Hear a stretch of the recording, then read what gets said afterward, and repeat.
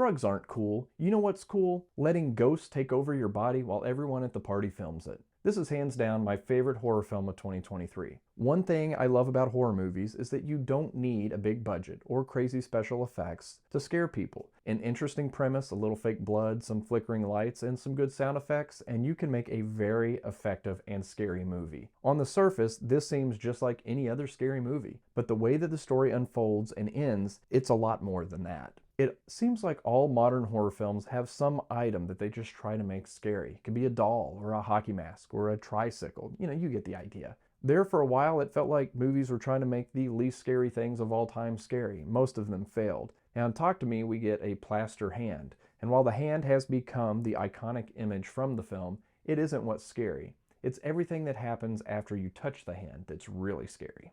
Another thing a horror film needs is a good prologue scene that sets the tone for the movie. Now, the first one that comes to mind to me is the original Scream with Drew Barrymore talking on the phone. Talk to Me also has a great opening scene. It sets the tone, it's shocking, and it leaves us with a lot of questions that are answered slowly over the course of the rest of the movie. Talk to Me takes inspiration from a bunch of horror films that came before it. I saw nods to films like Scream and The Sixth Sense and It Follows and Hereditary. It also has a great lead, Hannah, played by Sophie Wilde. And while she is the heart and emotional center of the film, a lot of the dread and terror is provided by Joe Bird's Riley. Now, this is not a feel-good movie, and while I had fun watching it with my wife, I would expect it would have been much scarier had I watched it alone in the dark. And the camera work is also pretty inventive. The way the camera moves each time the character touches the hand makes things way scarier than they would have been with a static camera. A good horror film keeps you on edge, and when it ends, it gives you something to talk about. Now, I'm not 100% sure if there was really good writing in Talk to Me